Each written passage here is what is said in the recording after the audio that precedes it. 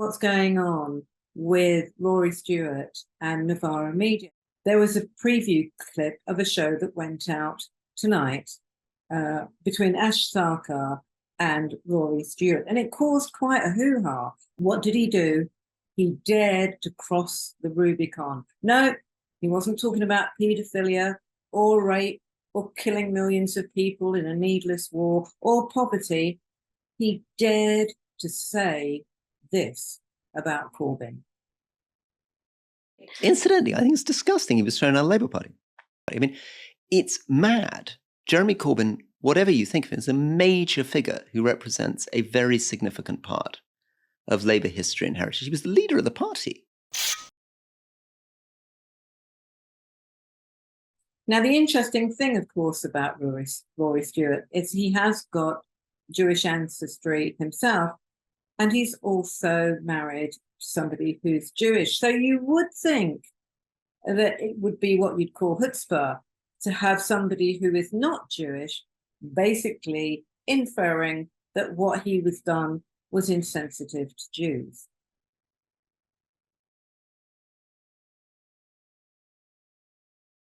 All the usual suspects piled on. And poor Rory, he might be strong, he might be hard, he might have been a member of MI5, he might have faced Boris Johnson, but he started to backtrack.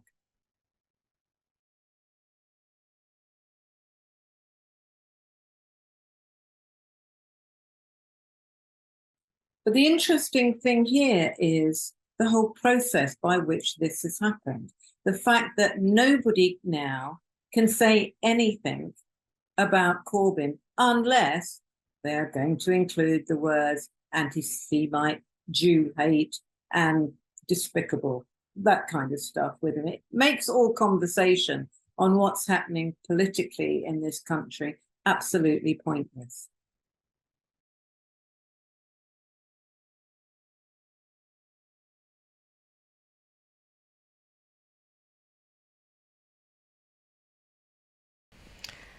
So what you have here with Rory is very obvious, is what used to be called an old-fashioned sort of Tory, that kind of patrician quality, the kind of politician, really, for those of you who remember it at all, that Ted Heath was. And he also despised, of course, Margaret Thatcher.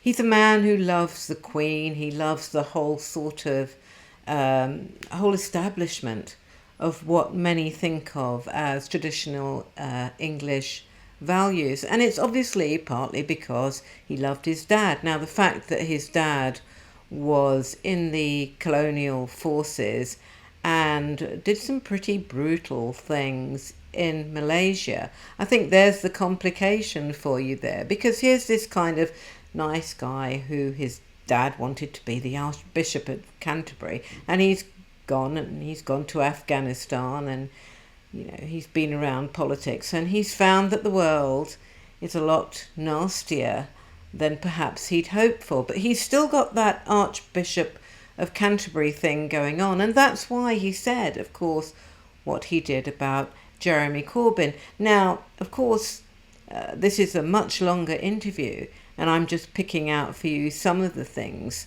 that came up there. But this little excerpt of what he thought about how Jeremy Corbyn operated, particularly in foreign affairs, in Parliament, when he was speaking, for example, on Afghanistan, is very interesting. And I think it's something he's very likely to be castigated for yet again. As being about embracing difference and compromise and persuasion and conversations amongst different people. I was proud to be in debates on Afghanistan with Jeremy Corbyn. I listened to him carefully. And you also talk about feeling very marginalised in lots of ways from the party that you were in. And I thought about Jeremy Corbyn. You're both individuals who could be accused of having more to say about Kabul than Carlisle. I mean, do you ever feel that there is a kind of similarity or kinship or shared experience? Yes. I really liked him. And I found him thoughtful, courteous, and he was much closer to being right about Afghanistan and Iraq than most of the Labour or Conservative parties. I think,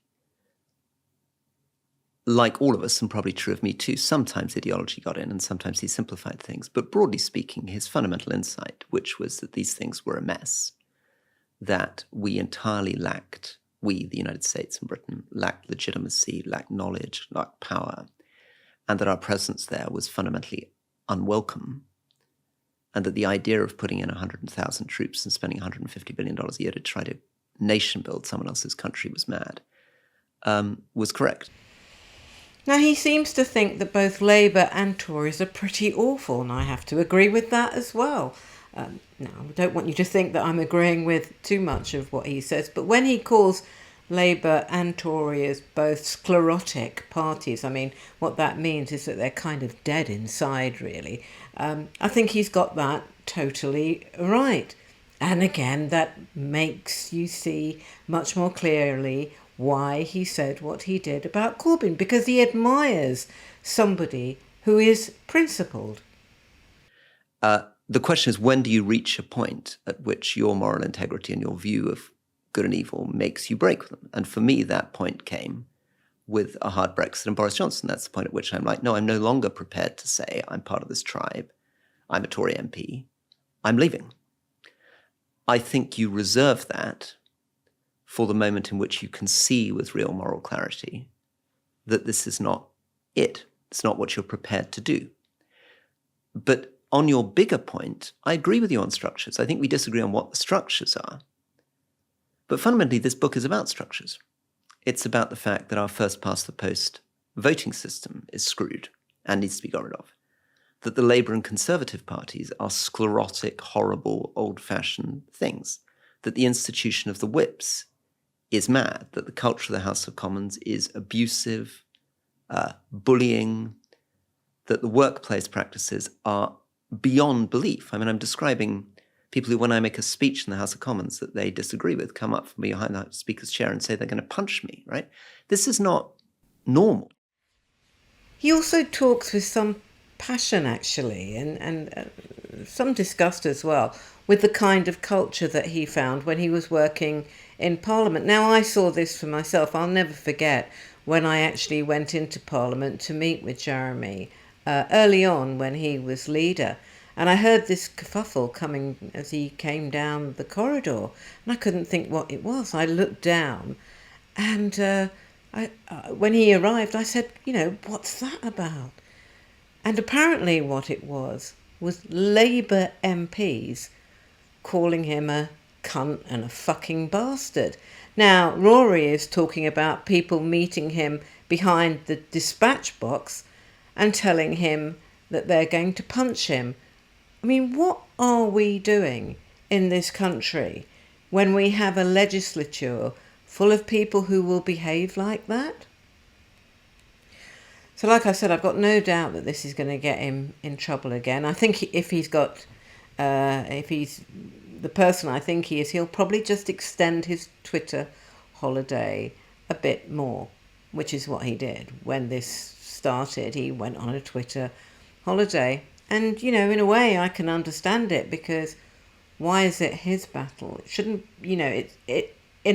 it's our battle. It's our struggle on the left to actually get this story across and get more people understanding. And again, I'm going to say, why do I think it's important that that is done? Well, not just for the left, although it is important for that. There's no way that the left can properly move on until we can come together on this, and we can only come together when we actually start speaking to each other. But we have a totally rotten political culture.